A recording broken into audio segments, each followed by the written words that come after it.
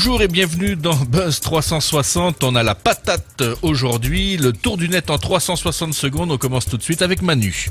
Frédéric Doc prend la présidence d'Open en Polynésie. C'est donc l'organisation des professionnels de l'économie numérique et qui a désigné hier son nouveau président. Frédéric Doc est directeur au sein de CGLEC Polynésie. Et je rappelle qu'Open, c'est une association créée il y a 2 ans pour représenter les entreprises du Fénois dont l'activité est liée à la filière du numérique.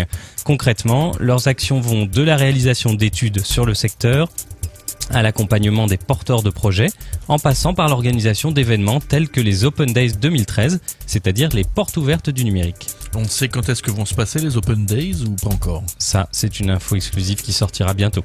D'accord, Marc, info tweet qui a coûté bonbon. Des pirates informatiques ont détourné mardi le compte Twitter de l'agence Associated Press pour annoncer une double explosion à la Maison-Blanche où se trouvait Barack Obama blessé. Un tweet non vérifié, ce sont tous les marchés financiers qui plongent pendant quelques minutes. Selon l'agence Reuters, ce faux tweet a entraîné un peu plus de 136 milliards de dollars de pertes sur les 500 plus grandes sociétés cotées sur les bourses américaines avant de se redresser. Certains traders ont attribué ce plongeon à la reprise des opérations automatisées. Le piratage a été revendiqué sur Twitter par l'armée syrienne électronique, une organisation favorable au président syrien Bachar el-Assad, qui s'était déjà attribué le détournement des comptes de la National Public Radio américaine, de la BBC, de CBS et de Reuters News. Ah bah c'est bien. C'est le terrorisme du futur en numérique. Ouais. Alors, grande nouvelle, nous allons retrouver Karl en direct de l'hôpital pour nous parler de la santé et d'Internet et entre autres des antisèches de nos chers médecins grâce à Google. Karl, c'est à toi. Une fois n'est pas coutume, aujourd'hui l'ADN vous propose quelques brèves sur les sujets de l'e-santé en direct live d'un établissement hospitalier. Alors, qui n'a jamais cherché sur un moteur de recherche les symptômes à un petit bobo, la raison de sa fatigue chronique prénatale ou les causes d'une démangeaison mal placée? Eh bien, sachez que cela est non seulement parfaitement normal, mais l'Express nous informe que 96% des médecins le font également. La quasi-totalité de nos généralistes utilisent donc Google pour trouver des informations sur les médicaments ou trouver une aide pendant leur consultation. Alors rassurez-vous, les informations proviennent généralement de sites professionnels spécialisés d'ordre scientifique comme celui de la Haute Autorité de Santé. Attention toutefois aux mauvaises habitudes, contrairement aux médecins qui privilégient les sources d'informations fiables, les patients internautes vont majoritairement vers les sites d'information les mieux référencés, c'est-à-dire les plus visibles sur le web et pas forcément les plus fiables. Donc en conclusion, même si comme votre médecin vous vous informez sur votre état de santé sur Internet, n'oubliez pas de consulter. Merci Karl pour ces nouvelles et nous retrouvons tout de suite et en direct du studio ADN Marc pour nous parler de TNTV et d'Impact Media. Imedia est une application gratuite pour smartphone et tablette disponible sur l'App Store et qui permet désormais d'interagir avec TNTV, la chaîne locale. La mise en place est effective depuis la fin du mois de mars. Imedia donne accès à un univers de contenu numérique traditionnellement réservé au web. Il est ainsi possible d'accéder à certaines émissions replay de TNTV en positionnant simplement la caméra de votre smartphone devant votre programme télé. TNTV propose également des jeux concours. Développé pour l'iPhone, l'iPad et l'iPod Touch, la version Android ne saurait tarder. J'aime bien l'iPod Touch. Alors, comme vous avez été sage, on a le droit à un petit bonus. Ah, la brève bonus. T'as vu le dernier film au ciné, non? Lequel? Attends, n'importe lequel, ça marche pour tous. Ah. En fait, le site etenfaitalafin.fr va vous faire rire ou beaucoup vous énerver. Il vous raconte toutes les fins de films. Donc côté suspense, c'est mort si vous n'avez pas vu le film. Et attention, ça démarre à la seconde où vous arrivez sur le site. Et ensuite, si vous êtes vraiment maso, vous pouvez cliquer sur le bouton « Me gâcher un autre film » pour continuer à découvrir les autres fins. Voilà. Moi, j'ai éclaté de rire, j'ai trouvé que c'était fait avec beaucoup d'humour. Je vous laisse tester ou pas. Bon, tu nous rappelles l'adresse? Ce sera sur le site www.net.pf.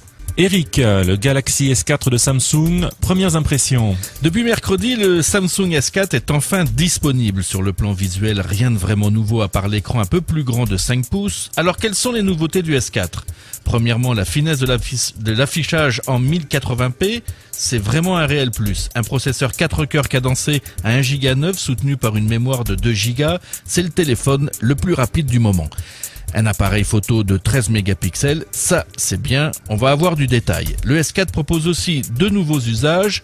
l'AirView qui permet d'interagir avec l'affichage sans avoir à toucher l'écran. Bon, c'est un peu compliqué à l'usage, mais on finit par s'en sortir. Même punition, même motif pour le dual caméra qui capture simultanément 2 photos, l'une avec le capteur frontal, l'autre avec celui placé au dos. Mouais. Le Galaxy S4 n'est pas vraiment une révolution. Pour faire simple, si vous avez déjà un Galaxy S3, gardez-le. Par contre, si votre smartphone commence à dater un peu, changez pour l'appareil le plus abouti du moment, le Galaxy S4. Manu, saviez-vous qu'on pouvait tweeter dans l'espace? Question. Réponse, il s'appelle Chris Hadfield et il est la preuve vivante que Twitter fonctionne parfaitement dans l'espace, mais surtout qu'un astronaute de la Station Spatiale Internationale a le temps de tweeter des photos de la Terre. C'est une bonne nouvelle. Donc si vous voulez découvrir ce diaporama photo un peu space, rejoignez les 700 000 internautes déjà abonnés au compte Twitter de ce geek de l'espace. Eric, la censure étatique est de plus en plus active. Oui, j'adore ça, mais je la fais courte. Les demandes de suppression de contenu ont donc augmenté suivant Google au second semestre 2002 et la censure apparemment est particulièrement virulente dans des pays où on s'y attend pas comme le Brésil, mais pour d'autres on s'y attend un peu plus, la Russie. Marc, publication de contenu numérique et modèle d'affaires innovant apparemment sur notre site net.pf. Oui, contenu numérique et modèle d'affaires innovant est constitué des actes et de la synthèse d'un séminaire à l'initiative du groupement d'intérêt scientifique, culture, médias et numérique et organisé avec le concours du ministère de la Culture et de la Communication. Cette publication a été réalisée sous la direction de Pierre-Jean Bengozi avec l'aide éditoriale de Teaiki Fidel et Alan Kwarkat.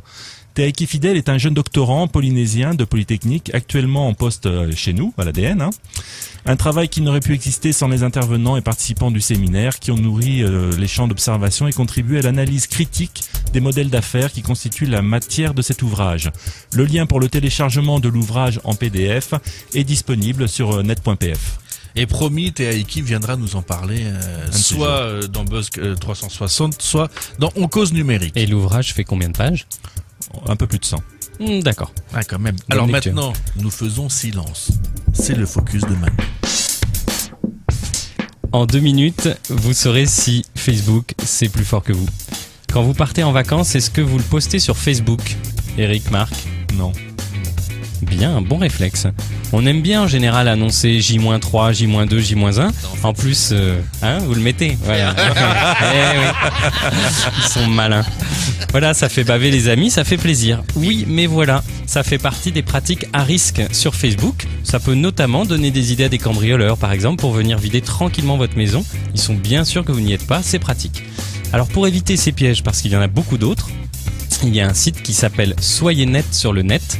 Il propose un quiz interactif qui est très bien fait.